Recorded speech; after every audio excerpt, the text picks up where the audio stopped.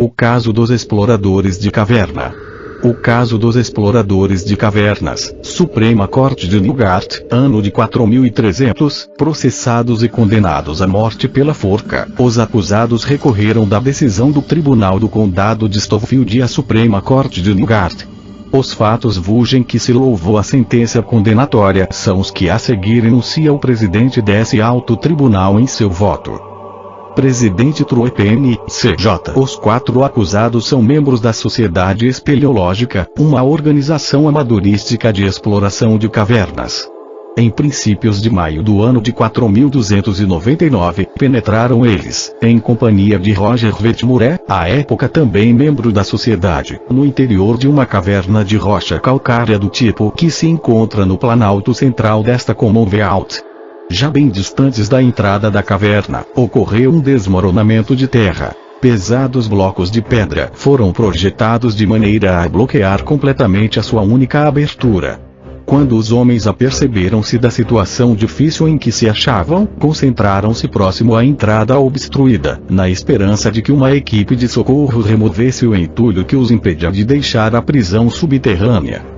Não voltando Vetmure e os acusados às suas casas, o secretário da sociedade foi notificado pelas famílias dos acusados. Os exploradores haviam deixado indicações, na sede da sociedade, concernentes à localização da caverna que se propunham visitar. A equipe de socorro foi prontamente enviada ao focal. A tarefa revelou-se extremamente difícil.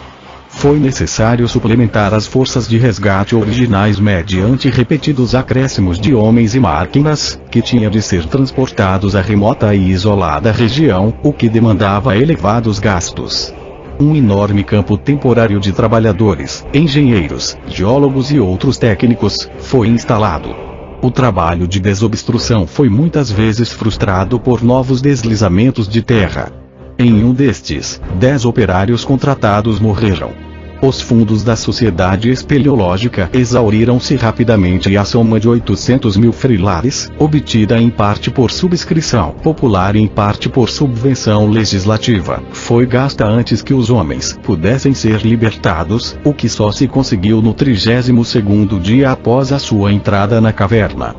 Desde que se soube que os exploradores tinham levado consigo apenas escassas provisões e se ficou também sabendo que não havia substância animal ou vegetal na caverna que lhes permitisse subsistir, temeu-se que eles morressem de inanição antes que o acesso até o ponto em que se achavam se tornasse possível. No 20º dia a partir da ocorrência da avalanche, soube-se que os exploradores tinham levado consigo para a caverna um rádio transistorizado capaz de receber e enviar mensagens. Instalou-se prontamente um aparelho semelhante no acampamento, estabelecendo-se deste modo a comunicação com os desafortunados homens no interior da montanha. Pediram estes que lhes informassem quanto tempo seria necessário para liberá-los. Os engenheiros, responsáveis pela operação de salvamento, responderam que precisavam de pelo menos 10 dias, à condição que não ocorressem novos deslizamentos. Os exploradores perguntaram então se havia algum médico no acampamento, tendo sido postos em comunicação com a comissão destes, a qual descreveram sua condição e as rações de que dispunham, solicitando uma opinião acerca da probabilidade de subsistirem sem alimento por mais 10 dias. O presidente da comissão respondeu-lhes que havia escassa possibilidade de sobrevivência por tal lapso de tempo. O rádio dentro da caverna silenciou a partir daí durante 8 horas. Quando a comunicação foi restabelecida, os homens pediram para falar novamente com os médicos, o que conseguido, Vetmure, falando em seu próprio nome e em representação dos demais, indagou se eles seriam capazes de sobreviver por mais 10 dias se alimentassem da carne de um dentre eles. O presidente da comissão respondeu, a contragosto, em sentido afirmativo. Vetmure inquiriu se seria aconselhável que tirassem a sorte para determinar qual dentre eles deveria ser sacrificado. Nenhum dos médicos se atreveu a enfrentar a questão. Vetmure quis saber então se havia um juiz ou outra autoridade governamental que se dispusesse a responder à pergunta. Nenhuma das pessoas integrantes da missão de salvamento mostrou-se disposta a assumir o papel de conselheiro neste assunto. Vetmure insistiu se algum sacerdote poderia responder àquela interrogação, mas não se encontrou nenhum que quisesse fazê-lo. Depois disto não se receberam mais mensagens de dentro da caverna, supondo-se, erroneamente como depois se evidenciou, que as pilhas do rádio dos exploradores tinham se descarregado. Quando os homens foram finalmente libertados, soube-se que, no 33º dia após sua entrada na caverna, Vetmure tinha sido morto e servido de alimento a seus companheiros. Das declarações dos acusados, aceitas pelo júri, evidencia-se que Vetmure foi o primeiro a propor que buscassem alimento na carne de um dentre eles, sem o que a sobrevivência seria impossível. Foi também Vetmure quem primeiro propôs a forma de tirar a sorte, chamando a atenção dos acusados para um par de dados que casualmente trazia consigo. Os acusados inicialmente hesitaram adotar um comportamento tão desatinado, mas, após o diálogo acima relatado, concordaram com o plano proposto. E depois de muita discussão com respeito aos problemas matemáticos que o caso suscitava, chegaram por fim a um acordo sobre o método a ser empregado para a solução do problema: os dados. Entretanto, antes que estes fossem lançados, Vetmure declarou que desistia do acordo, pois havia refletido e decidido esperar outra semana antes de adotar um expediente tão terrível e odioso. Os outros o acusaram de violação do acordo e procederam ao lançamento dos dados. Quando chegou a vez de Vetmure, um dos acusados atirou-os em seu lugar, ao mesmo tempo em que se lhe pediu para levantar quaisquer objeções quanto à correção do lanço. Ele declarou que não tinha objeções a fazer. Tendo-lhe sido adversa a sorte, foi então morto. Após o resgate dos acusados e depois de terem permanecido algum tempo em um hospital onde foram submetidos a um tratamento para desnutrição e choque emocional, foram denunciados pelo homicídio de Roger Vetmure. No julgamento, depois de ter sido concluída a prova, o porta-voz dos jurados, de profissão advogado, perguntou ao juiz se os jurados podiam emitir um veredicto especial, deixando ao juiz dizer se, em conformidade com os fatos provados, havia culpabilidade ou não dos réus. Depois de alguma discussão, tanto o representante do Ministério Público quanto o advogado defensor dos réus, manifestaram sua concordância com tal procedimento, o qual foi aceito pelo juiz. Em um longo veredicto especial, o júri acolheu a prova dos fatos, como acima a relatei, ainda que se, com fundamento nos mesmos, os acusados fossem considerados culpados, deveriam ser condenados. Com base neste veredicto, o juiz de primeira instância decidiu que os réus eram culpados do assassinato de Roger Vetmure. Em consequência, sentenciou-os à forca, não lhe permitindo a lei nenhuma discrição com respeito à pena a ser imposta. Dissolvido o júri, seus membros enviaram uma petição conjunta ao chefe do Poder Executivo pedindo que a sentença fosse comutada em prisão de 6 meses. O juiz de primeira instância endereçou uma petição similar à mesma autoridade. Até o momento, porém, nada resolveu o executivo, aparentemente esperando pela nossa decisão no presente recurso. Parece-me que, decidindo este extraordinário caso, o júri e o juiz de primeira instância seguiram um caminho que era não somente correto e sábio, mas, além disto, o único que lhes restava aberto em face dos dispositivos legais. O texto da nossa lei é bem conhecido: quem quer que intencionalmente prive a outrem da vida será punido com a morte. NS, parágrafo 12-A. Este dispositivo legal não permite nenhuma exceção aplicável à espécie, embora nossa simpatia nos incline a ter em consideração a trágica situação em que esses homens foram envolvidos. Em um caso desta natureza, o princípio da clemência executiva parece admiravelmente apropriado para mitigar os rigores da lei, razão por que proponho aos meus colegas que sigamos o exemplo do júri e do juiz de primeira instância, solidarizando-nos com as petições que enviaram ao chefe do Poder Executivo. Há razão de sobejo para acreditar que estes requerimentos de clemência serão deferidos, vindo como vem daqueles que estudaram o caso e tiveram a oportunidade de familiarizar-se cabalmente com todos os seus aspectos. É atualmente improvável que o chefe do Poder Executivo denegue estas solicitações, a menos que ele próprio fosse realizar investigações pelo menos tão extensas como aquelas efetuadas em primeira instância, que duraram 3 meses.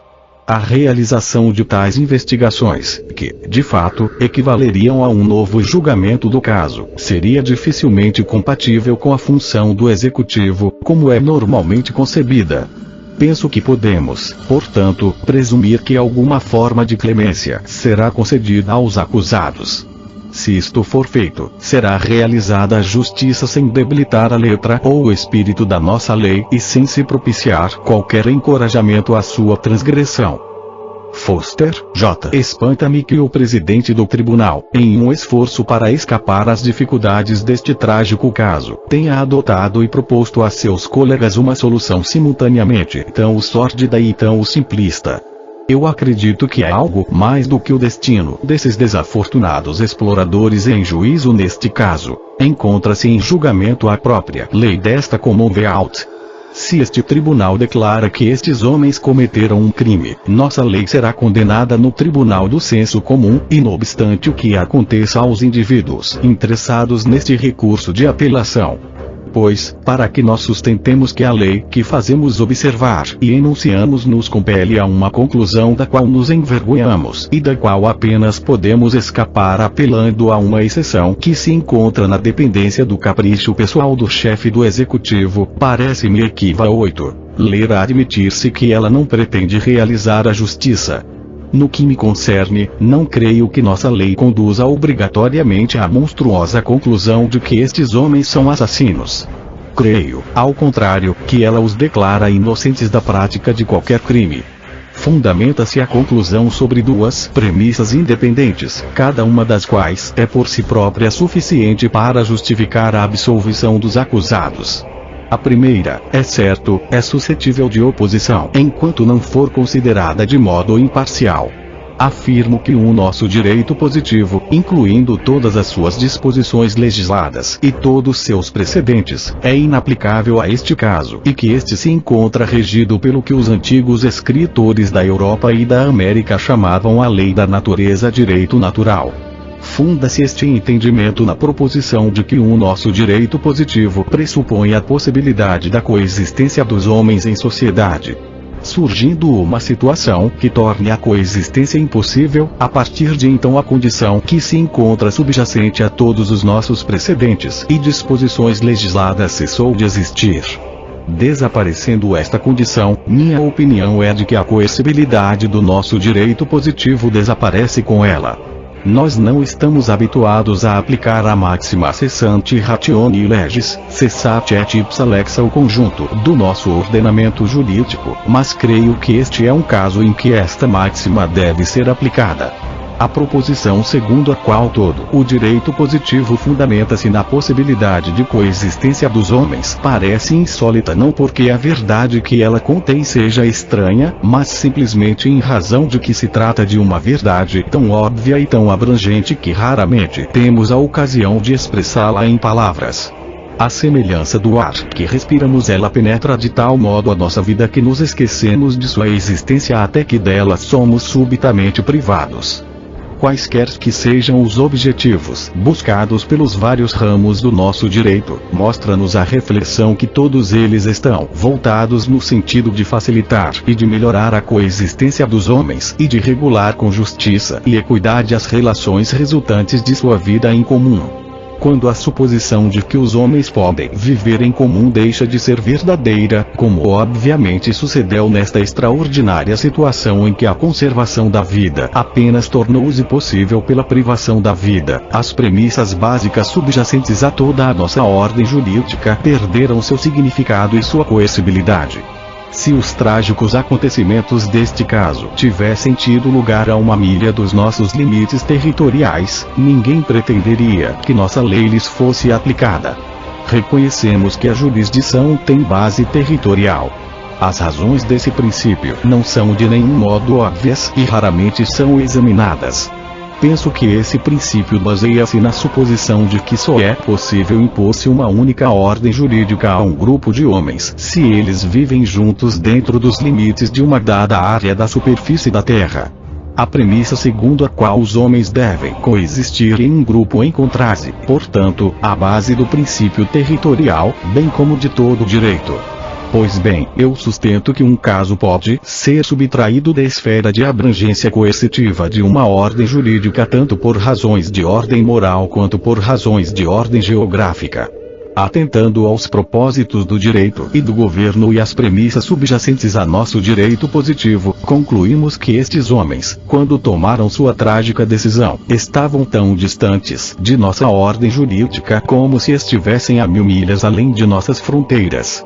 Mesmo em um sentido físico, sua prisão subterrânea estava separada dos nossos tribunais e dos nossos oficiais de justiça por uma sólida cortina de rocha que só pôde ser removida depois dos maiores dispêndios de tempo e de esforço. Concluo, portanto, que no momento em que Roger Wetmore foi morto pelos réus, eles se encontravam não em um estado de sociedade civil mas em um estado natural, como se diria na singular linguagem dos autores do século XIX. A consequência disto é que a lei que lhes é aplicável não é a nossa, tal como foi sancionada e estabelecida, mas aquela apropriada à sua condição. Não hesito em dizer que segundo este princípio eles não são culpados de qualquer crime. O que estes homens fizeram realizou-se em cumprimento de um contrato aceito por todos e proposto em primeiro lugar pela própria vítima. Desde o momento em que se evidenciou que a situação extraordinariamente difícil em que se achavam tornava inaplicável os princípios usuais à regulação das relações entre os homens, tornou-se necessário para eles elaborar, por assim dizer, uma nova constituição apropriada à sua peculiar situação. Tem sido reconhecido desde a antiguidade que o princípio fundamental do direito ou governo deve ser encontrado na noção de contrato ou convênio. Pensadores antigos, especialmente durante o período que medeia entre 1600 e 1900, tinham por hábito estabelecer as bases do próprio governo em um suposto contrato social. Os céticos ressaltaram que esta teoria contradizia os fatos históricos conhecidos e que não havia nenhuma evidência científica capaz de apoiar a noção de que qualquer governo em qualquer tempo tivesse sido estabelecido em conformidade com esta teoria. Os moralistas replicaram que, se o contrato era uma ficção do ponto de vista histórico, esta noção fornecia a única justificação ética sobre que os poderes do governo, inclusive aquele de privar da vida, podia ser fundado. Os poderes do governo só podem ser justificados moralmente, tendo como razão de ser a circunstância de que homens razoáveis por-se-iam de acordo e os aceitariam se vissem frente à necessidade de construir novamente alguma ordem capaz de tornar possível a vida em comum. Felizmente, porém, as perplexidades que assediavam os antigos não atingem nosso país. É fato historicamente comprovado que nosso governo foi fundado mediante um contrato livremente assentido. A prova arqueológica é conclusiva no sentido de que no período subsequente à grande espiral os sobreviventes da hecatombe voluntariamente reuniram-se e redigiram uma carta política. Escritores sofistas têm questionado o poder desses remotos contratantes de obrigar futuras gerações, mas permanece o fato de que nosso governo remonta em uma linha ininterrupta àquela Constituição original. Se portanto nossos verdugos têm o poder de pôr fim à vida dos homens, se nossos oficiais de justiça têm o poder de determinar o despejo dos locatários em mora, se nossa polícia tem o poder de encarcerar o pândego embriagado, estes poderes encontram sua justificação moral naquele contrato originário celebrado pelos nossos antepassados. Se nós não podemos encontrar fonte mais elevada para nossa ordem jurídica, que outra mais alta deveríamos esperar que esses infortunados famintos estabelecessem para o ordenamento que adotaram para si próprios? Acredito que a linha de argumentação que termino de expor não admite nenhuma contestação racional. Dou-me conta que ela será provavelmente recebida com uma certa inquietação por muitos que venham a lê-la, os quais inclinar-se-ão a suspeitar que algum sofisma oculto deve encontrar-se à base de uma demonstração que conduza a tantas conclusões tão pouco comuns. A fonte desta intranquilidade é, no entanto, fácil de identificar. As condições usuais da existência nos inclinam a considerar a vida humana um valor absoluto, que não pode ser sacrificado em nenhuma circunstância. Há muito de ilusório nesta concepção, mesmo quando aplicada às relações normais ocorrentes na vida social. Tivemos um exemplo desta verdade no próprio caso que ora examinamos. 10 trabalhadores morreram no trabalho de remoção das rochas à entrada da caverna. Não sabiam os engenheiros e os funcionários públicos que dirigiam a operação de salvamento que os esforços que estavam empreendendo eram perigosos e envolviam um sério risco para as vidas dos trabalhadores que os estavam executando? Se é justo que estas 10 vidas tenham sido sacrificadas para salvar as dos 5 exploradores, a que título diremos ter sido injusto que esses exploradores executassem um acordo para salvar 4 vidas em detrimento de uma? Qualquer rodovia, túnel ou edifício que nos projetamos envolve um risco à vida humana. Tomando estes projetos em conjunto, podemos calcular com certa precisão quantas mortes a sua construção irá demandar. Os estatísticos podem dizer o custo médio em vidas humanas de 1000 milhas de uma rodovia de concreto de 4 pistas. Entretanto, deliberada e conscientemente, incorremos neste risco e pagamos este custo na suposição de que os valores resultantes para aqueles que sobrevivem sobrepujam a perda. Se estas coisas podem ser ditas em uma sociedade desenvolvendo-se normalmente sobre a superfície da Terra, o que se deverá dizer do suposto valor absoluto da vida humana na situação de desespero em que os réus e seu companheiro Vetmore foram colhidos? Com isto dou por concluído o primeiro fundamento do meu voto. O segundo vai mais além, rejeitando hipoteticamente todas as premissas que formulei até o momento. Concedo, para fins de argumentação, que eu esteja errado, dizendo que a situação destes homens o subtrai à incidência do nosso direito positivo, e suponho que nossas leis consolidadas tenham poder de penetrar 500 pés de rocha e impor-se sobre estes homens, famintos e amontoados em sua prisão subterrânea. Nestas condições é perfeitamente claro que estes homens praticaram um ato que viola a expressão literal da lei, que declara que aquele que intencionalmente mata outrem é um assassino. Mas um dos mais antigos aforismas da sabedoria jurídica ensina que um homem pode infringir a letra da lei sem violar a própria lei. Toda proposição de direito positivo, quer contida em uma lei ou em um precedente, deve ser interpretada de modo racional, segundo seu propósito evidente. Isto é uma verdade tão elementar que é, a rigor, desnecessário alongar-me a este respeito.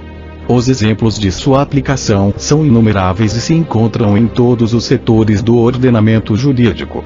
No caso comum de Altweistenmore, o acusado foi condenado tendo em vista uma lei que considera delituoso estacionar os automóveis, em certas áreas, por um período superior a 2 horas. O réu tinha tentado retirar o seu carro, mas foi impedido de fazê-lo porque as ruas encontravam-se obstruídas por uma demonstração política na qual ele não tomara parte, nem pudera prever. Este tribunal reformou a sentença, rejeitando a condenação, embora o caso se enquadrasse perfeitamente dentro do enunciado literal da lei. Também no caso de Feller Venegas esteve perante este tribunal, para ser interpretado, um dispositivo legal em que a palavra não fora evidentemente transposta da posição em que devia estar. Esta transposição encontrava-se em todas as redações sucessivas do dispositivo legal, não tendo, aparentemente, sido notada pelos elaboradores ou pelos demais responsáveis pela legislação. Embora ninguém fosse capaz de explicar como o erro ocorrerá, era manifesto que, tendo em conta as disposições da lei em seu conjunto, um erro tinha sido cometido, uma vez que a leitura literal de sua parte final tornava-a incompatível com tudo o que a precedia com o objetivo deste texto, tal como enunciado em seu preâmbulo. Este tribunal recusou-se a aceitar a interpretação literal da lei, e, de fato, retificou sua linguagem, transpondo a palavra não para o seu lugar exato. O dispositivo legal cuja interpretação devemos realizar nunca foi aplicado literalmente. Há séculos estabeleceu-se que matar em legítima defesa é excusável. Não há nada no texto legal que sugira esta exceção. Várias tentativas têm sido feitas para conciliar a aceitação jurisprudencial da legítima defesa com o texto da lei, embora em minha opinião não constituam senão engenhosos sofismas. A verdade é que a exceção em favor da legítima defesa não é conciliável com as palavras da lei, mas somente com seu propósito. A verdadeira conciliação da excludente da culpabilidade em razão da legítima defesa com o dispositivo legal segundo o qual constitui crime matar a outrem deve ser encontrada na seguinte linha de raciocínio. Um dos principais objetivos subjacentes a qualquer legislação penal é o de dissuadir os homens da prática do crime. Ora, é evidente que se a lei tivesse declarado que o assassinato em legítima defesa constitui crime, tal regra não poderia atuar de maneira preventiva. Um homem cuja vida é ameaçada repelirá seu agressor não importa o que diga a lei. Atentando, pois, para os objetivos principais da legislação penal, podemos seguramente declarar que esta lei não se destinava a ser aplicada nos casos de legítima defesa. Quando o fundamento lógico da excludente da legítima defesa é assim explicado, torna-se evidente que, precisamente, a mesma razão é aplicável ao caso sub judice. Se no futuro qualquer grupo de homens venha a encontrar-se na trágica situação dos acusados, nós podemos estar certos de que sua decisão de viver ou morrer não será refreada pelas normas do Código Penal. Portanto, se nós lermos este texto legal inteligentemente, é manifesta a sua inadequação a este caso. A subtração desta situação da incidência da lei justifica-se precisamente pelas mesmas considerações que foram apresentadas pelos nossos colegas, séculos atrás, ao caso da legítima defesa. Há os que protestam em altas vozes, dizendo tratar-se de usurpação judicial, sempre que um tribunal, depois de analisar o propósito de uma lei, dá às suas palavras um significado não imediatamente perceptível pelo leitor apressado, desatento aos objetivos que ele busca atingir. Seja-me permitido dizer enfaticamente que eu aceito sem reserva a proposição segundo a qual esta Corte deve obediência às leis do país e que ela exerce seus poderes em subordinação à vontade devidamente expressa pela Câmara de Representantes. A linha de raciocínio de que me utilizei acima não põe a questão de fidelidade às disposições legais, embora possa talvez colocar a questão da distinção entre fidelidade inteligente e fidelidade não inteligente. Ninguém deseja um empregado incapaz de ler nas entrelinhas. A mais estúpida doméstica sabe que quando lhe é ordenado descascar a sopa e tirar a escuma dos tomates, sua patroa não quer significar o que está dizendo.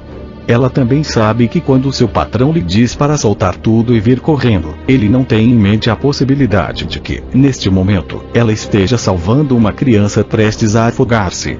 Certamente nós temos o direito de esperar a mesma pequena porção de inteligência de parte do Poder Judiciário. A correção de óbvios erros ou equívocos legislativos não importa em suplantar a vontade do Poder Legislativo, mas em fazê-la mais efetiva. Nestas condições concluo que, sob qualquer aspecto que este caso possa ser considerado, os réus são inocentes do crime de homicídio contra Roger Vetmurray, que a sentença de condenação deve ser reformada. Tadin J. No cumprimento de meus deveres como juiz deste tribunal, tenho sido normalmente capaz de dissociar os aspectos emocionais e intelectuais de minhas reações e decidir o caso sub judice inteiramente baseado no último. Examinando este trágico caso, sinto todavia que me faltam os recursos habituais. Sob o aspecto emocional, sinto-me dividido entre a simpatia por estes homens e um sentimento de aversão e revolta com relação ao monstruoso ato que cometeram. Alimentei a esperança de que seria capaz de pôr estas emoções contraditórias de lado como irrelevantes e, assim, decidir o caso com base em uma demonstração convincente e lógica do resultado reclamado por nossa lei. Infelizmente não alcancei esta liberação. Ao analisar o voto que terminou de enunciar meu colega Foster, sinto que está minado por contradições e falácias. Comecemos pela sua primeira proposição. Estes homens não estavam sujeitos à nossa lei porque não se encontravam em um estado de sociedade civil, mas em um estado de natureza. Não me parece claro porque isto seja assim, se em virtude da espessura da rocha que os aprisionou, ou porque estavam famintos, ou porque tinham estabelecido uma nova constituição, segundo a qual as regras usuais de direito deviam ser suplantadas por um lanço de dados. E outras dificuldades fazem-se sentir. Se estes homens passaram da jurisdição da nossa lei para aquela da lei da natureza, em que momento isto ocorreu? Foi quando a entrada da caverna se fechou. Quando a ameaça de morte por inanição atingiu um grau indefinido de intensidade. Ou quando o contrato para o lanço de dados foi celebrado. Estas incertezas que emergem da doutrina proposta pelo meu colega são capazes de causar reais dificuldades. Suponha-se, por exemplo, que um destes homens tenha feito seu 21º aniversário enquanto estava aprisionado no interior da montanha. Em que data teríamos que considerar que ele completou a maioridade, quando atingiu os 21 anos, no momento em que se achava, por hipótese, subtraído dos efeitos de nossas leis, ou quando foi libertado da caverna e voltou a submeter-se ao império do que o meu colega denomina nosso direito positivo. Estas dificuldades, no entanto, servem para revelar a natureza fantasiosa da doutrina que é capaz de originá-las. Mas não é necessário explorar mais estas sutilezas para demonstrar o absurdo da posição do meu colega. O senhor ministro Foster e eu somos os juízes designados do Tribunal de Newgate, com o dever de aplicar as leis deste país. Com que autoridade nos transformamos em um tribunal da natureza? Se esses homens na verdade se encontravam sob a lei natural, de onde vem nossa autoridade para estabelecer e aplicar aquela lei? Certamente nós não estamos em um estado de natureza. Mas, examinemos o conteúdo deste código de leis naturais que meu colega propõe que adotemos e o apliquemos a este caso. Que código desordenado e odioso é este?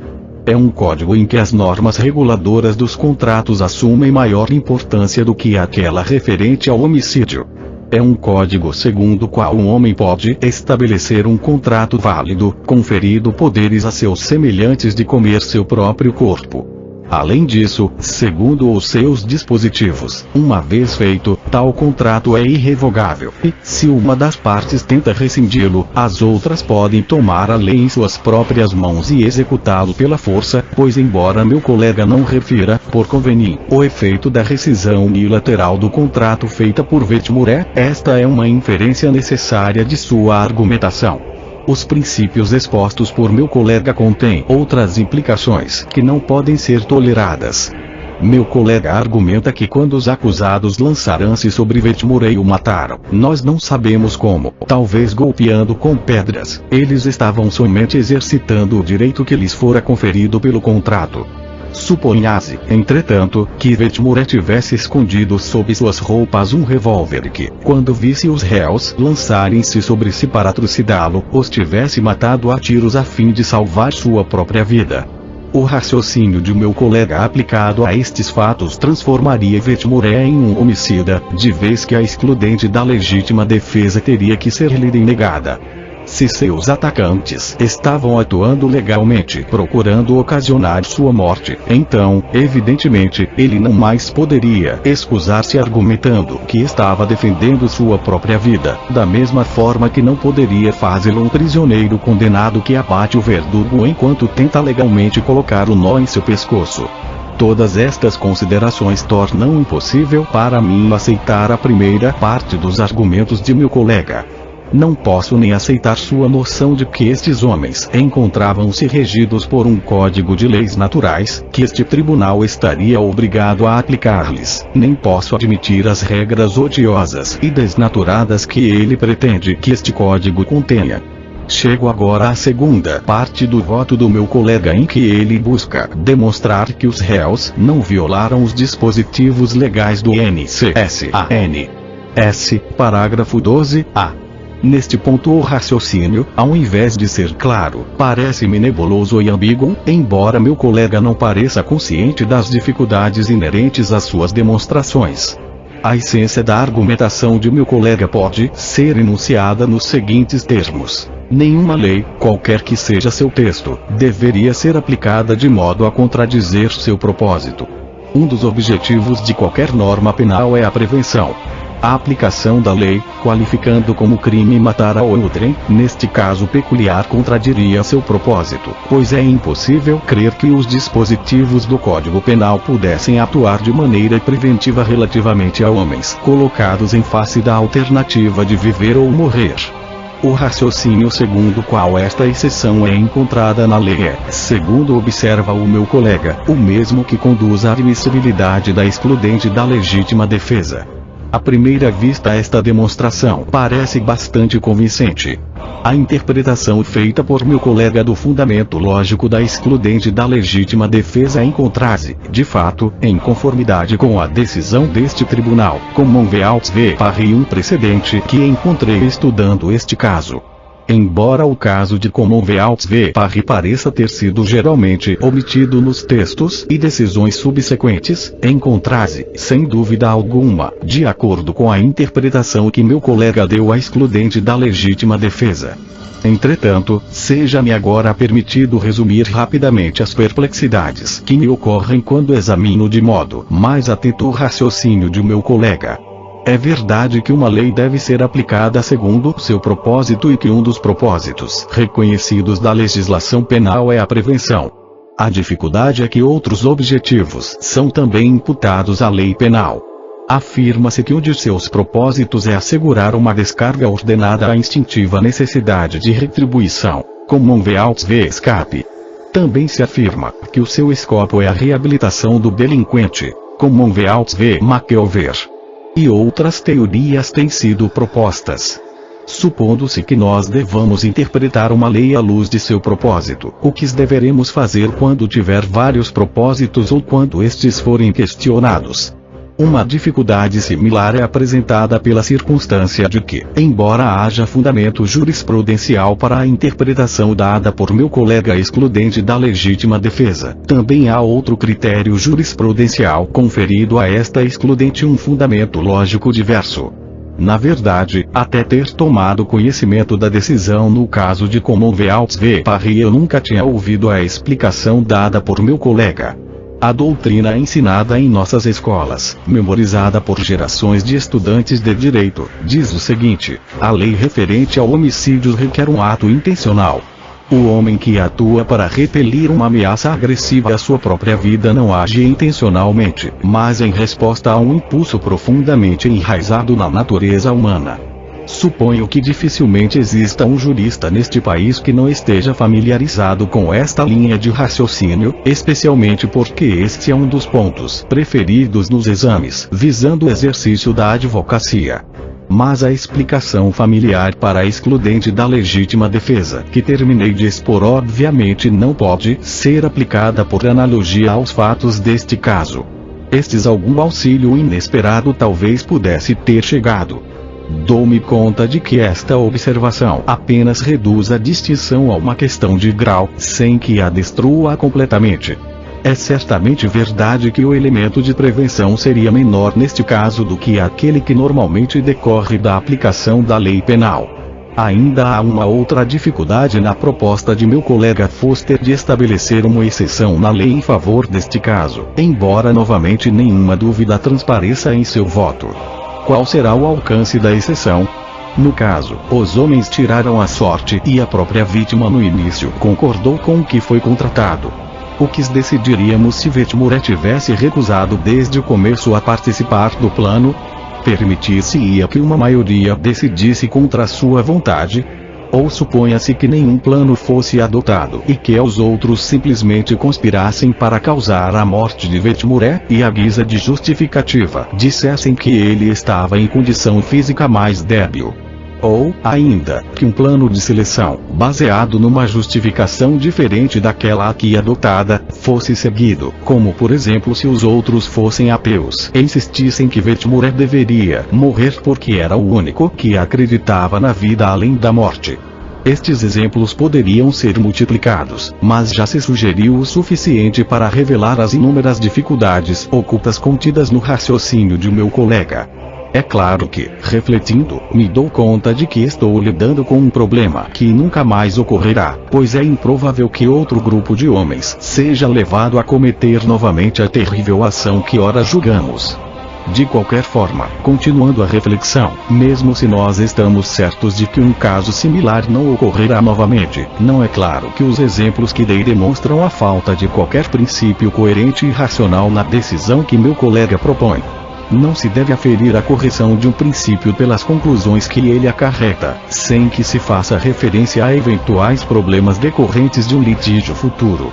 Entretanto, se assim é, porque nós juízes deste tribunal, discutimos tão a miúde se é provável que tenhamos que aplicar no futuro um princípio que a solução do caso que ora julgamos reclama.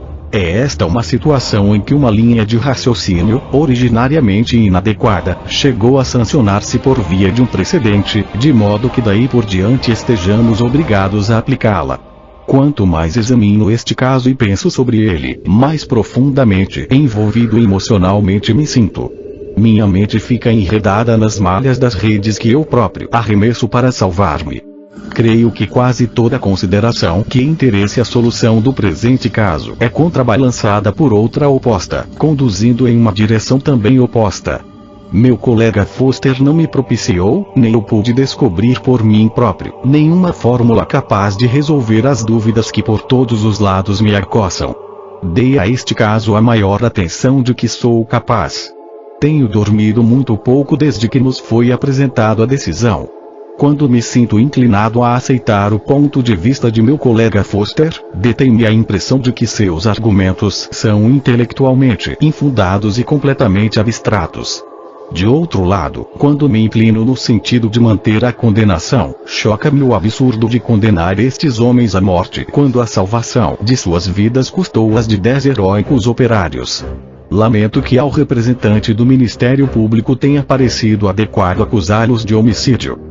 Se tivéssemos um dispositivo legal capitulando como crime o fato de comer carne humana, esta teria sido uma acusação mais apropriada.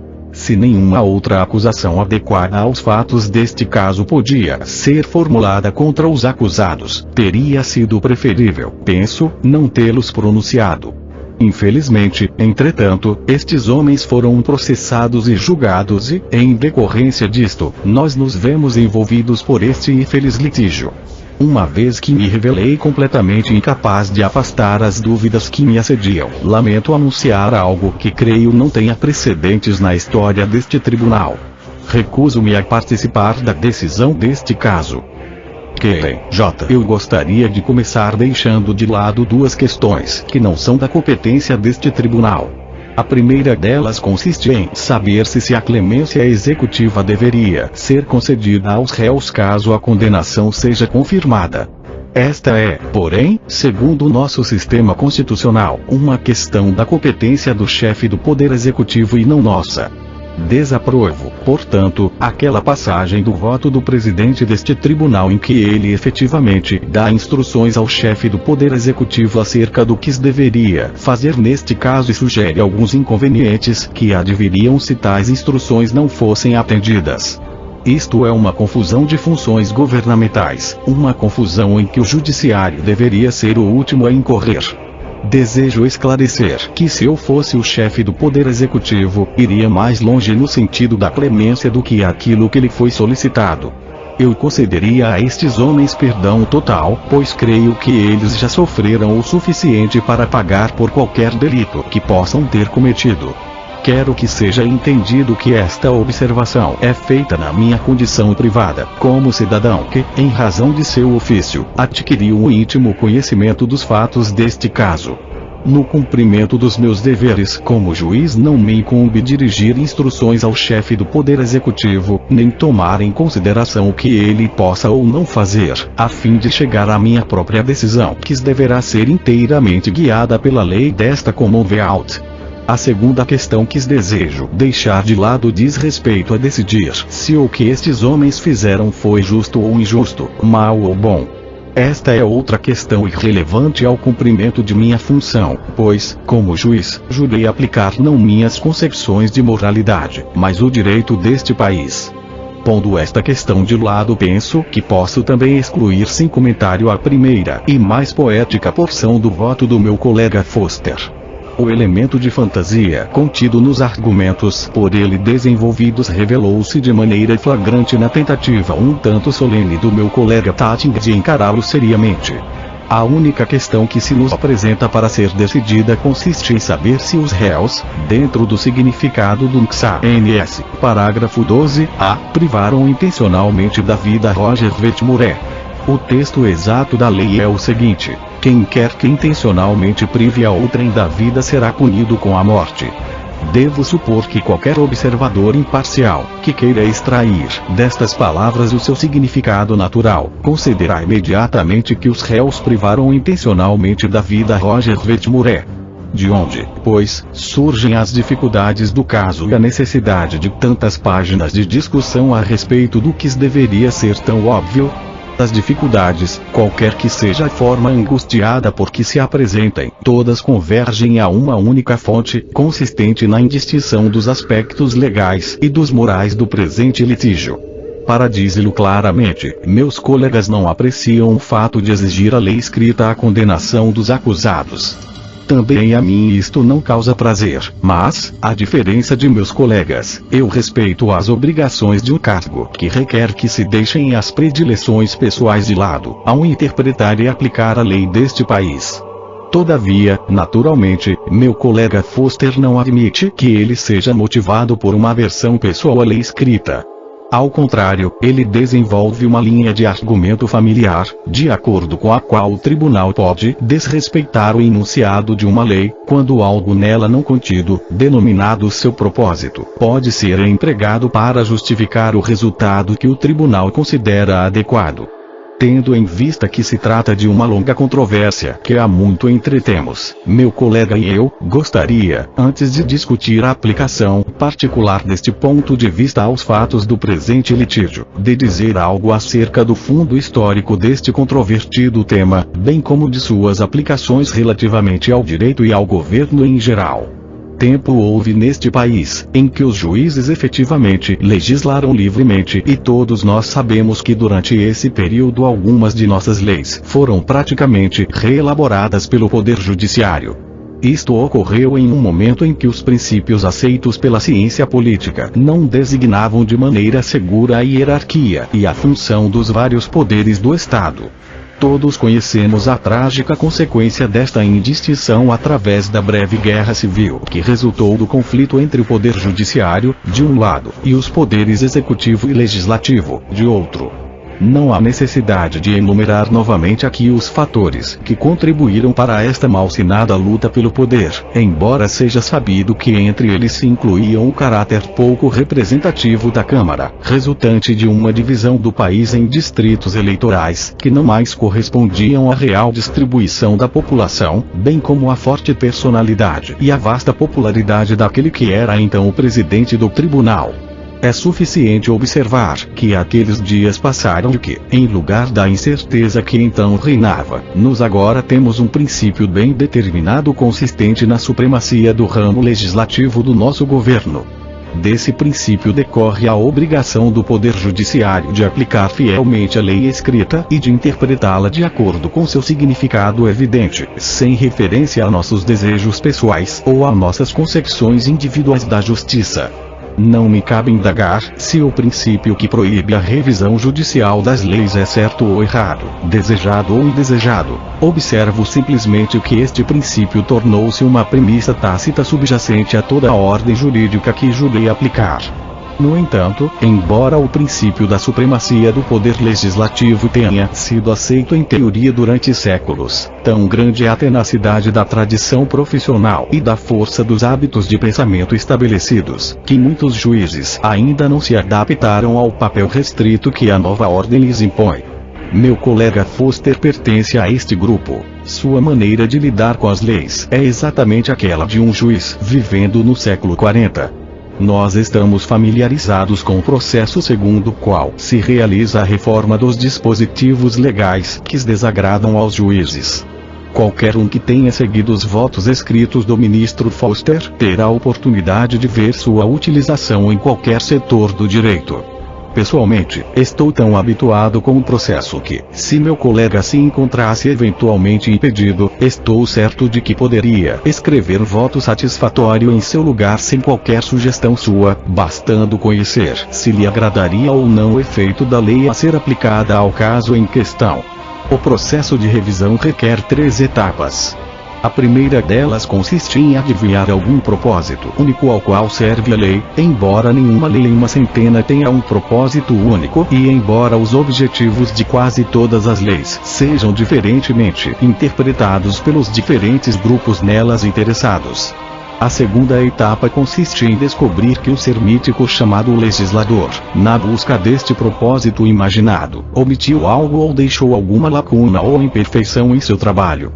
Segue-se a parte final e mais reconfortante da tarefa, a de preencher a lacuna assim criada. Quod erat faciendo.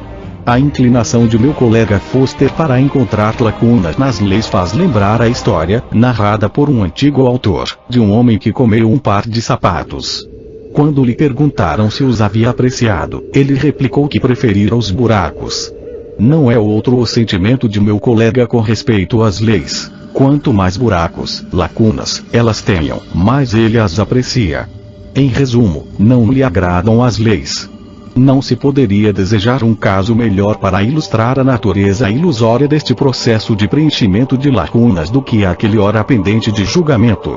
Meu colega pensa que sabe exatamente o que se buscou ao declarar-se o assassinato um crime. Segundo ele, seria algo que se denomina prevenção. Meu colega Tatin já mostrou o quanto é omissa esta interpretação. Mas penso que a dificuldade jaz mais profundamente. Duvido muito que nossa lei, qualificando o assassinato como crime, tenha realmente um propósito em qualquer sentido ordinário desta palavra. Antes de mais nada, tal lei reflete uma convicção humana profundamente arraigada, segundo a qual o assassinato é injusto e que algo deve ser feito ao homem que o comete. Se nós fôssemos forçados a ser mais explícitos acerca do problema, provavelmente nos refugiaríamos nas mais sofisticadas teorias dos criminologistas, as quais, por certo, não se encontravam na mente dos nossos legisladores. Nós poderíamos também observar que os homens executariam seu trabalho de maneira mais eficaz e viveriam mais felizes se fossem protegidos contra a ameaça de agressão violenta. Tendo em mente que as vítimas de homicídios são frequentemente pessoas desagradáveis, nós poderíamos ajuntar a sugestão de que a eliminação de pessoas indesejáveis não deva ser uma função apropriada à iniciativa privada, mas, ao revés, constituir um monopólio estatal. Tudo isto lembra-me um advogado que, certa ocasião, argumentou perante este tribunal que uma lei sobre o exercício da medicina era uma boa coisa, porque levaria à diminuição dos prêmios de seguro de vida, eis que elevaria o nível geral de saúde.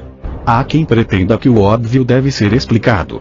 Se nós não sabemos o propósito do parágrafo 12, como podemos dizer que haja uma lacuna nele? Como podemos nós saber o que pensaram seus elaboradores acerca da questão de matar homens para comê-los?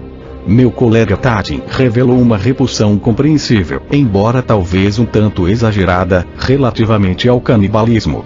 Como podemos nós saber que seus remotos antepassados não sentiram a mesma repulsa em um grau mais elevado? Os antropólogos afirmam que o temor sentido em relação a um ato proibido pode crescer quando as condições de vida tribal criam tentações especiais à sua prática. É o que ocorre com o incesto, que é mais severamente condenado entre aqueles cujas relações comunitárias o tornam mais provável.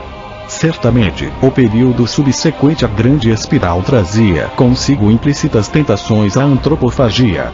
Talvez fosse em virtude disso que nossos antepassados expressaram essa proibição de forma tão larga e irrestrita. Tudo isto é, por certo, conjetura, mas fica suficientemente claro que nem eu nem meu colega Foster sabemos qual seja o propósito do parágrafo 12A. Considerações similares às que acabei de delinear são também aplicáveis à excludente da legítima defesa, que desempenha um papel tão importante no raciocínio dos colegas Foster e Tatin. E, sem dúvida, verdade que em Commonwealth v. Parry um ponto de vista expresso incidentalmente, sem força de precedente, justificou esta exceção, presumindo-se que o propósito da legislação penal é a prevenção. Também pode ser verdade que se tenha ensinado a várias gerações de estudantes que a verdadeira explicação da excludente reside na circunstância segundo a qual um homem que atua em legítima defesa não age intencionalmente, e que os mesmos estudantes tenham sido considerados habilitados ao exercício da advocacia, repetindo o que os seus professores lhes ensinaram. Naturalmente, pude rejeitar estas últimas observações como irrelevantes pela simples razão que os professores e examinadores ainda não têm delegação de poderes para elaborar nossas leis. Mas, insisto, o problema real é mais profundo. Tanto no que se refere à lei, como no que respeita à exceção, a questão não está no suposto propósito da lei, mas no seu alcance. No que concerne à extensão da legítima defesa, tal como tem sido aplicada por este tribunal, a situação é clara. Ela se aplica aos casos de resistência a uma ameaça agressiva à própria vida de uma pessoa. É, portanto, bastante claro que este caso não se situa no âmbito da exceção, posto que é evidente que Wetmore não fez nenhuma ameaça contra a vida dos réus. O caráter essencialmente ardiloso da tentativa do meu colega Foster de encobrir sua reformulação da lei escrita com uma aparência de legitimidade mostra-se tragicamente no voto de meu colega Tanting. Neste, o juiz Tanting debate-se ardorosamente para combinar o vago moralismo de seu colega com seu próprio sentimento de fidelidade à lei escrita. O resultado desta luta não podia ser outro senão o que ocorreu, um completo fracasso no desempenho da função judicial.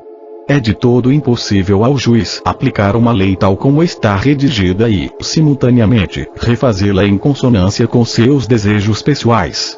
Bem sei que a linha de raciocínio que terminei de expor neste voto não será aceitável por aqueles que cogitam teosamente dos efeitos imediatos de uma decisão e ignoram as implicações que poderão advir no futuro em consequência de assumir o judiciário o poder de criar exceções à aplicação da lei. Uma decisão rigorosa nunca é popular. Juízes têm sido exaltados na literatura por seus ardilosos subterfúgios, destinados a privar um litigante de seus direitos nos casos em que a opinião pública julgava errado fazê-los prevalecer.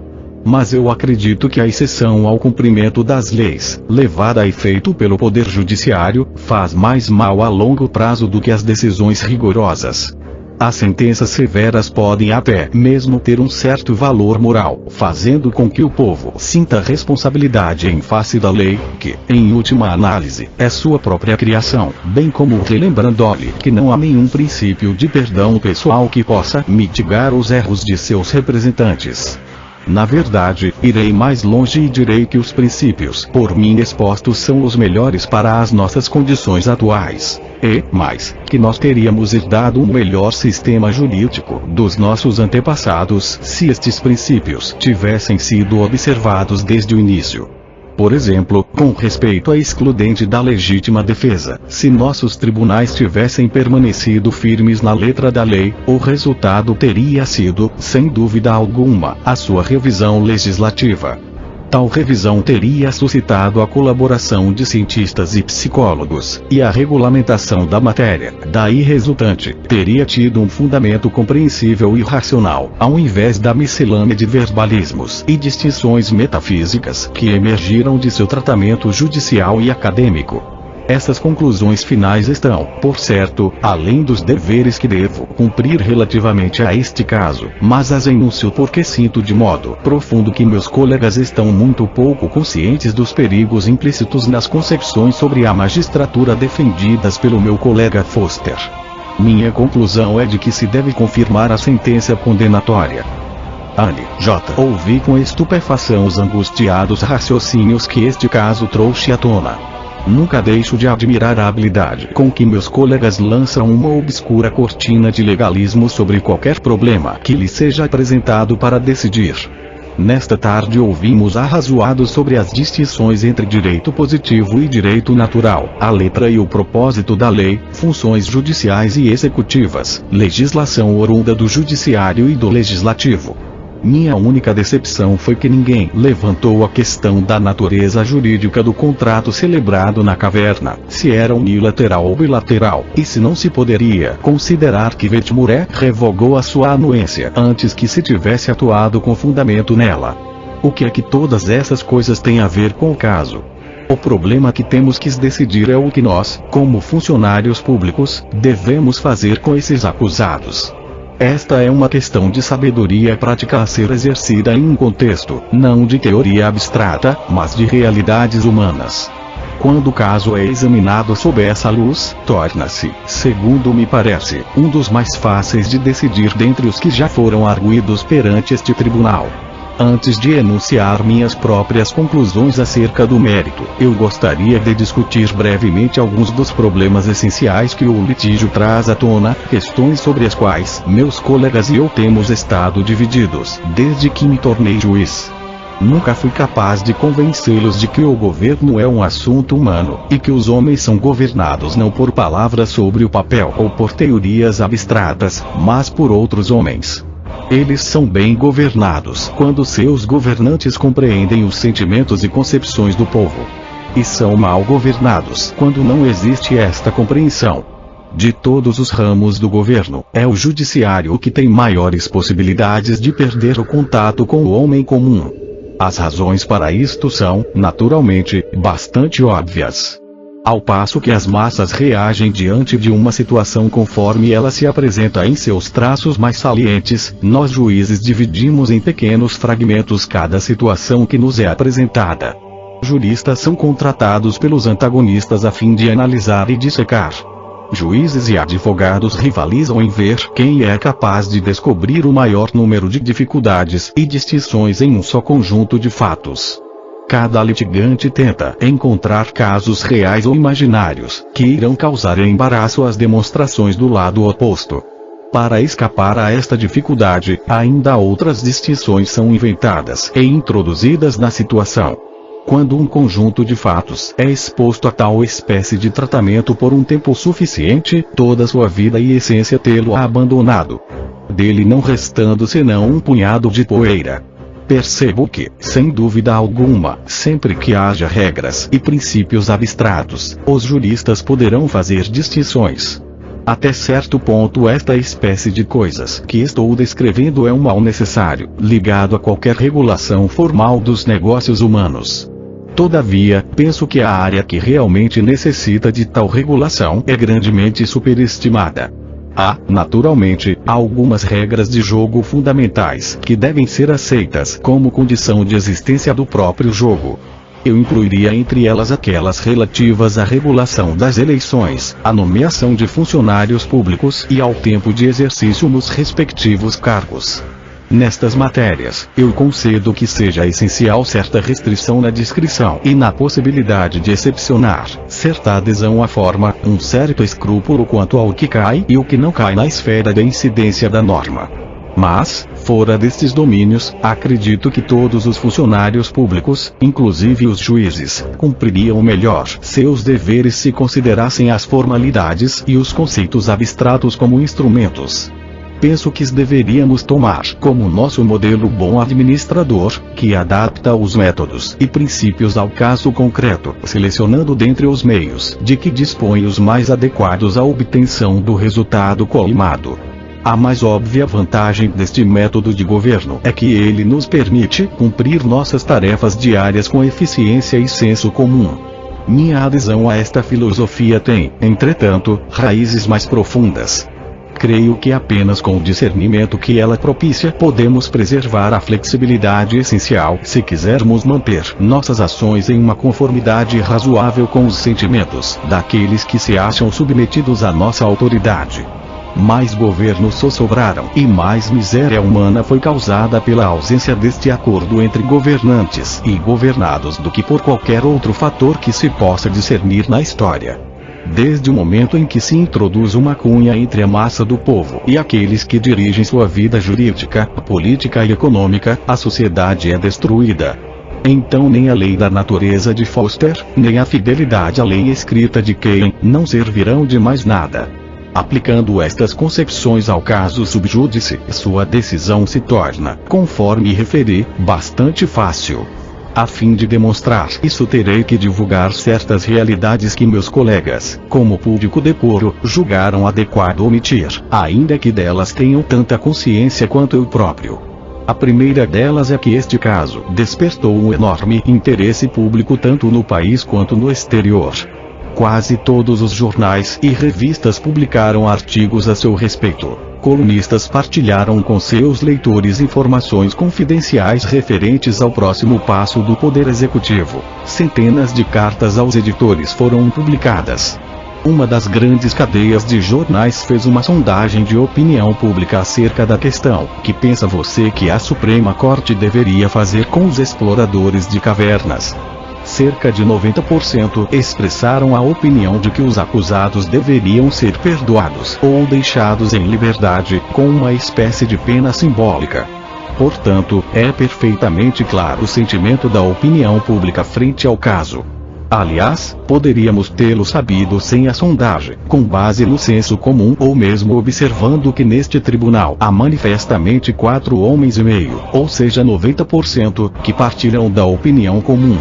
Isto torna óbvio não somente o que deveríamos, mas o que devemos fazer, se desejamos preservar entre nós e a opinião pública uma harmonia razoável e decente. O fato de declararmos estes homens inocentes não nos envolve em nenhum subterfúgio ou ardil pouco digno. Tampouco é necessário qualquer princípio de interpretação legal que não esteja de acordo com o modo de proceder deste tribunal. Certamente nenhuma pessoa leiga pensaria que, absolvendo estes homens, nós tivéssemos desvirtuado a lei mais do que nossos predecessores o fizeram quando criaram a excludente da legítima defesa.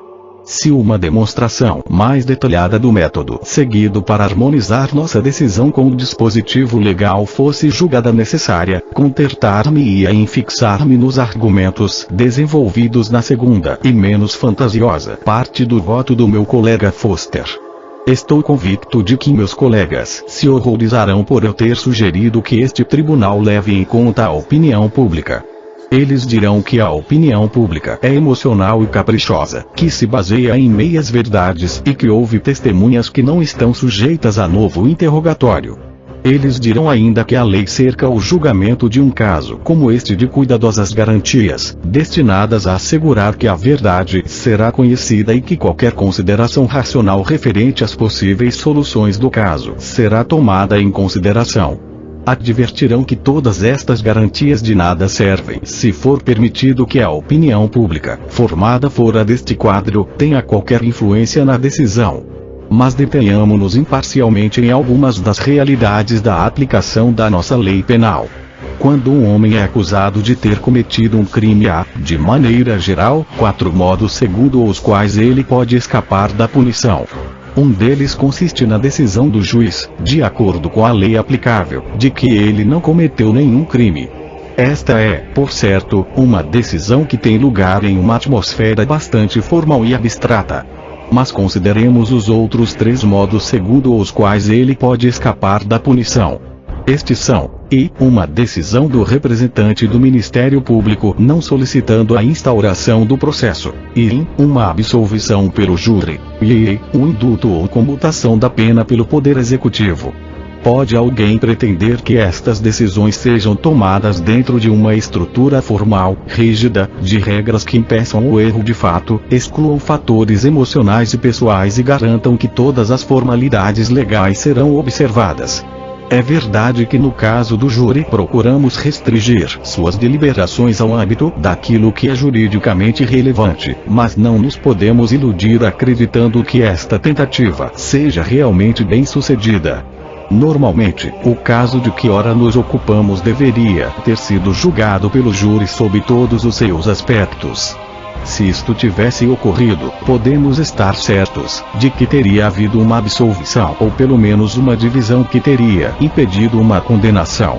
Se se tivesse dado instruções ao júri no sentido de que a fome dos réus e o convênio que firmaram não constituem defesa à acusação de homicídio, seu veredicto as teria quase que certamente ignorado, torcendo a letra da lei mais do que qualquer um de nós seria tentado a fazer. É evidente que a única razão que impediu que isto sucedesse foi a circunstância fortuita de ser o porta-voz do júri um advogado. Seus conhecimentos capacitaram-no a imaginar uma fórmula verbal que permitisse ao júri furtar-se de suas usuais responsabilidades.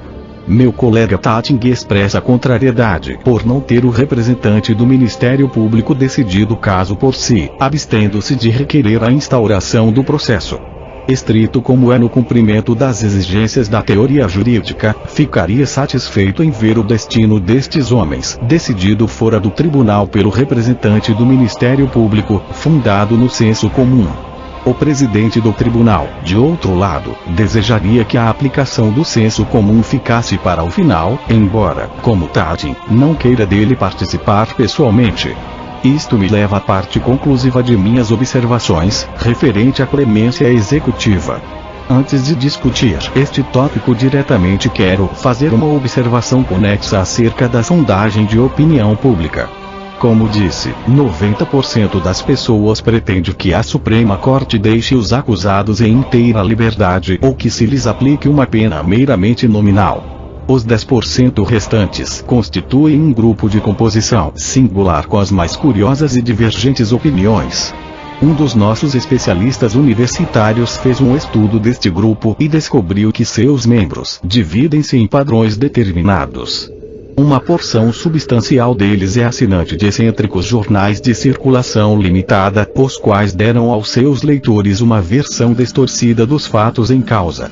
Alguns pensam que espeleólogo significa caníbal e que a antropofagia constitui um princípio adotado pela sociedade. Mas, o ponto sobre que desejo chamar a atenção é este. Embora quase todas as variedades e matizes de opiniões concebíveis estivessem representadas neste grupo, não havia, tanto quanto sei, ninguém nele, nem no grupo majoritário dos 90%, que dissesse: penso que seria de bom alvitre que os tribunais condenassem estes homens à forca e que, em seguida, outro poder do Estado os absolvesse. No entanto, esta é uma solução que de certo modo dominou nossas discussões e que o presidente deste tribunal propõe como um caminho através do qual nós podemos evitar de cometer uma injustiça e ao mesmo tempo preservar o respeito à lei. Pode o senhor presidente estar certo de que, se ele está preservando a moral de alguém, esta não é senão a sua própria, e não a do público, que nada sabe a respeito das distinções por ele empregadas. Menciono este problema porque desejo enfatizar mais uma vez o perigo de nos perdermos nos esquemas de nosso próprio pensamento e esquecer que esses esquemas frequentemente não projetam a mais tênue sombra sobre o mundo exterior. Agora chego ao ponto mais decisivo deste caso. Um ponto conhecido de todos nós neste tribunal, embora meus colegas tenham julgado conveniente ocultá-lo sob suas togas. Trata-se da probabilidade alarmante de que, se a solução do caso for deixada ao chefe do Poder Executivo, ele se recusará a perdoar estes homens ou comutar sua sentença. Como todos nós sabemos, o chefe do Poder Executivo é um homem hoje de idade avançada e de princípios muito rígidos. O clamor público normalmente produz nele um efeito contrário ao esperado. Como disse a meus colegas, acontece que a sobrinha de minha esposa é íntima amiga de sua secretária. Fui informado por esta via indireta, mas, segundo me parece, completamente fidedigna, que ele está firmemente determinado a não comutar a sentença, se nós julgarmos que estes homens transgrediram a lei. Ninguém lamenta mais do que eu a necessidade de amparar-me em um assunto tão importante, em informação que poderia ser caracterizada como falatório. Se dependesse de mim, isto não ocorreria, posto que eu adotaria a conduta sensata de reunir-me com o executivo e examinar conjuntamente o caso, descobrindo quais são seus pontos de vista e talvez elaborando um programa comum para resolver o assunto. Entretanto, naturalmente meus colegas jamais acederiam em resolver-se o problema desta maneira. Seus escrúpulos em obter diretamente informações exatas não os impede de estarem muito perturbados com o que souberam de maneira indireta. Seu conhecimento dos fatos que acabei de relatar explica por que o presidente deste tribunal, normalmente um modelo de decoro, julgou conveniente agitar sua toga na face do executivo e ameaçá-lo de excomunhão se não comutasse a sentença. Suspeito que por isso se explica a proeza de levitação, empreendida pelo meu colega Foster, pela qual toda uma biblioteca de livros jurídicos foi removida de sobre os ombros dos acusados. É o que explica igualmente porque também meu colega legalista Ken imitou o Pooba na comédia antiga, caminhando até o outro lado do palco para dirigir algumas observações ao Poder Executivo em sua condição de cidadão privado. Permitou-me observar, incidentalmente, que o Conselho do Cidadão Privado Ken será publicado na coletânea de jurisprudência deste tribunal às expensas dos contribuintes. Devo confessar que, quanto mais velho me torno, mais perplexo fico ante a recusa dos homens em aplicar o senso comum aos problemas do direito e do governo. E este caso verdadeiramente trágico aprofundou meu sentimento de desânimo e consternação a este respeito. Desejaria apenas poder convencer meus colegas da sabedoria dos princípios que tenho aplicado à função judicial desde que a assumi. A propósito, por uma espécie de um triste fechar de um círculo, deparei-me com problemas semelhantes aos que ora aqui se esboçam, justamente no primeiro caso que julguei como juiz de primeira instância do Tribunal do Condado de Fanleire. Uma seita religiosa expulsara um sacerdote que, segundo se dizia, tinha se convertido aos princípios e práticas de uma seita rival. O sacerdote difundiu uma nota acusando os chefes da seita. Certos membros leigos dessa igreja anunciaram uma reunião pública em que se propunham explicar a posição da mesma. O sacerdote assistiu a essa reunião. Alguns afirmaram ter-se ele introduzido furtivamente, utilizando-se de um disfarce. O sacerdote declarou em seu testemunho que tinha entrado normalmente como um membro do culto. De qualquer forma, quando os discursos começaram, ele os interrompeu, aludindo a certas questões respeitantes aos negócios do culto, e fez algumas declarações em defesa de seus próprios pontos de vista. Foi atacado por participantes da reunião que lhe deram uma enorme surra, do que lhe resultou, dentre outros ferimentos, uma fratura na mandíbula. O sacerdote intentou uma ação de indenização contra a associação patrocinadora da reunião e 10 indivíduos que alegava terem sido seus agressores. Quando chegamos à fase de julgamento, o caso pareceu-me, a princípio, muito complicado. Os advogados levantaram múltiplos problemas legais.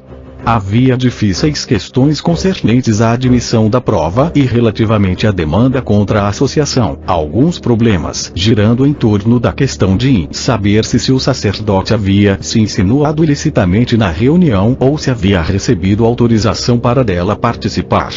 Como noviço na magistratura, sentia-me impaciente por aplicar meus conhecimentos adquiridos na faculdade, e logo comecei a estudar estas questões atentamente, lendo todas as fontes mais autorizadas e considerando-os bem fundamentados. À medida que estudava o caso, envolvia-me progressivamente mais em suas perplexidades jurídicas, tendo chegado a aproximar-me de um estado semelhante àquele de meu colega Tatting neste caso. Subitamente, porém, apercebi-me claramente de que todas estas intrincadas questões realmente nada tinham a ver com a questão, e comecei a examiná-la à luz do senso comum. Imediatamente o litígio ganhou uma nova perspectiva e dei-me conta de que a única coisa que me incumbia fazer era absolver os acusados por falta de provas. Cheguei a esta conclusão pelas seguintes considerações. O conflito em que o autor fora ferido tinha sido muito confuso, com algumas pessoas tentando chegar ao centro do tumulto, enquanto outras procuravam afastar-se dele, algumas golpeando o sacerdote, ao passo que outras aparentemente tentando protegê-lo. Teriam sido necessárias algumas semanas para apurar a verdade. Decidi então que nenhuma mandíbula fraturada era tão importante para a Commonwealth. Os ferimentos do sacerdote, seja dito de passagem, tinham se curado neste meio tempo, sem que o desfigurassem e sem qualquer diminuição de suas faculdades normais. Ademais, convenci-me profundamente de que o autor tinha, em larga medida, dado causa ao conflito. Ele sabia quão inflamadas estavam as paixões e podia facilmente ter encontrado outro lugar para exprimir seus pontos de vista. Minha decisão foi amplamente aprovada pela imprensa e pela opinião pública, as quais não podiam tolerar as concepções e práticas que o sacerdote expulso tentava defender. Agora, depois de 30 anos, graças a um ambicioso representante do Ministério Público e a um porta-voz do júri legalista, encontro-me diante de um caso que suscita problemas que, no fundo, são muito semelhantes àqueles contidos no litígio que terminei de expor. O mundo não parece mudar muito, mas desta vez não se trata de um julgamento por 500 ou 600 frilares, e sim da vida ou morte de 4 homens que já sofreram mais tormento e humilhação do que a maioria de nós suportaria em 1000 anos. Concluo que os réus são inocentes da prática do crime que constitui objeto da acusação e que a sentença deve ser reformada que acabam de ser enunciados. Eu desejaria reexaminar a posição que assumi anteriormente. Quero expressar que depois de ouvi-lo sinto-me bastante fortalecido em minha convicção de que não devo participar do julgamento. Ocorrendo, destarte, empate na decisão, foi a sentença condenatória do Tribunal de Primeira Instância confirmada.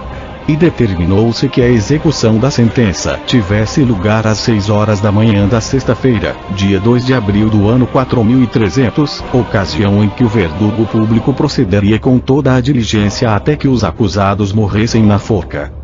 Tadin J. O presidente do tribunal perguntou-me se, depois dos 2 votos que acabam de ser enunciados, eu desejaria reexaminar a posição que assumi anteriormente. Quero expressar que depois de ouvi-lo sinto-me bastante fortalecido em minha convicção de que não devo participar do julgamento. Ocorrendo, destarte, empate na decisão, foi a sentença condenatória do Tribunal de Primeira Instância confirmada. E determinou-se que a execução da sentença tivesse lugar às 6 horas da manhã da sexta-feira, dia 2 de abril do ano 4300, ocasião em que o verdugo público procederia com toda a diligência até que os acusados morressem na forca. Post-scriptum. Tendo o tribunal pronunciado seu julgamento, o leitor intrigado pela escolha da data pode desejar ser relembrado que os séculos que nos separam do ano 4300 são aproximadamente os mesmos que se passaram desde a época de Péricles. Não há provavelmente nenhuma necessidade de observar que o caso dos exploradores de cavernas não pretende ser nem um trabalho de sátira, nem uma profecia em qualquer sentido comum do termo. No que concerne aos juízes que compõem o tribunal do presidente Truepene, eles são naturalmente tão fictícios quanto os fatos e precedentes com os quais lidam. O leitor, que se recusar a aceitar este ponto de vista e que procurar descobrir semelhanças contemporâneas onde nada disso foi buscado ou considerado, deveria ser advertido de que se mete numa aventura sob sua própria responsabilidade, a qual pode levá-lo a desviar-se das verdades enunciadas nos votos emitidos pela Corte Suprema de Newgate. O caso foi imaginado com o único propósito de focalizar certas posturas filosóficas divergentes a respeito do direito e do governo. Posturas estas que são hoje ainda as mesmas que se agitavam nos dias de Platão e Aristóteles. E talvez elas continuem a apresentar-se mesmo depois que a nossa era tenha pronunciado a propósito a sua última palavra. Se há alguma espécie de predição no caso, não vai além da sugestão de que as questões nele versadas encontram-se entre os problemas permanentes da raça humana.